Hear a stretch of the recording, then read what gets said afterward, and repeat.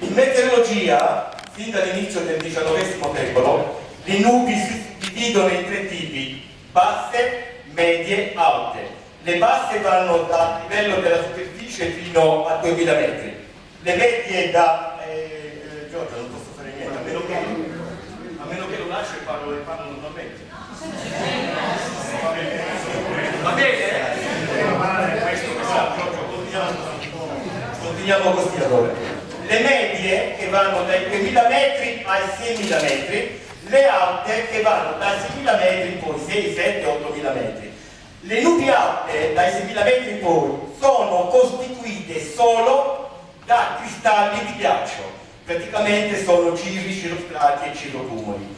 Ora, in meteorologia le scie di condensazione da motore sono assimilate e considerate nubi artificiali cirriformi, sia per la quota di formazione, sia per il loro contenuto, sia per la loro analogia di conformazione che assumono dopo essersi formate. Per cui le scie di condensazione, quelle vere, appartengono alla famiglia delle nubi alte, per cui ne deriva che non possono e non debbono formarsi al di sotto di 20.000 piedi, cioè al di sotto di 6.000 metri, e lo ripeto, sempre alla latitudine media di 45 gradi e con delle condizioni meteo normali, perché al di sotto di questi 20.000 piedi, di questi 6.000 metri, non si riscontra, non ci sono in atmosfera, il Padre Eterno non li ha fatti, non ci sono i valori termo-igrometrici affinché possano formarsi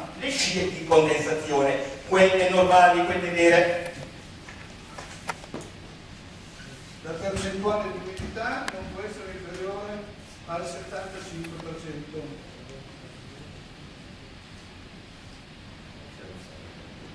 Abbiamo parlato, abbiamo evidenziato le nubi alte. Qui c'è una fotografia che ne fa un esempio. Questo è un esempio di nube alta, di cirri.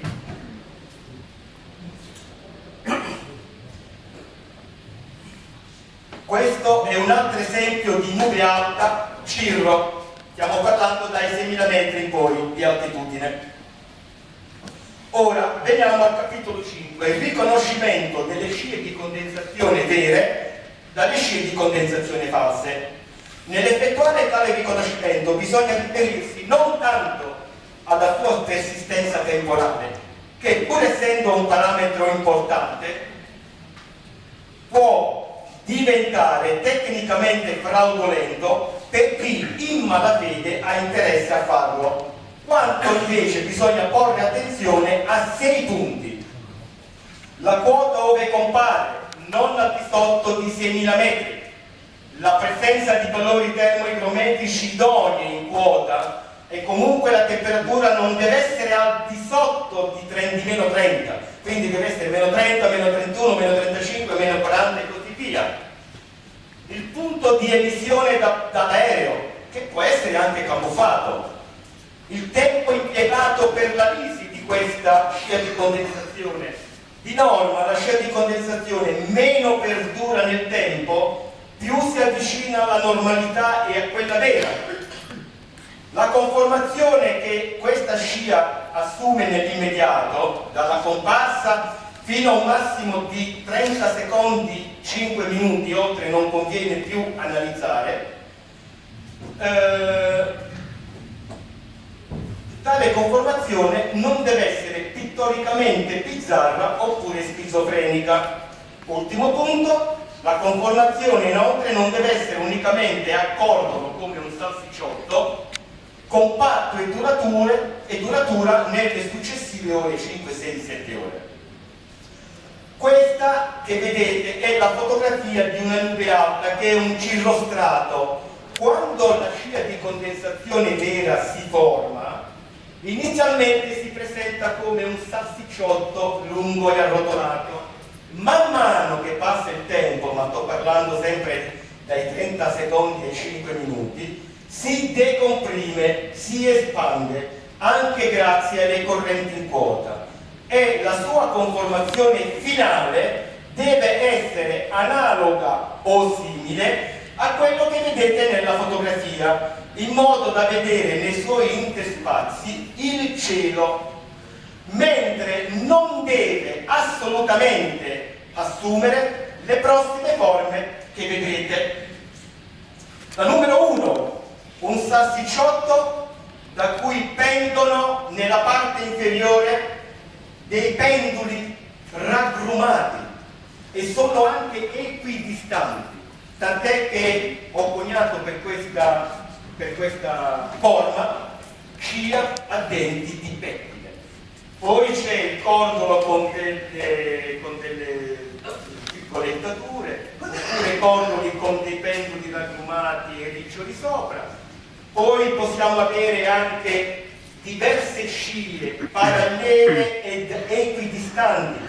Anche qui possiamo essere in presenza di scie di condensazione false, oppure scie che nel loro complesso al numero 7 formano un grigliato, oppure formano delle X, oppure formano dei loop, cioè dei cerchi concentrici, oppure dei semicerchi concentrici. Queste sono tutte conformazioni che sono state notate e fotografate.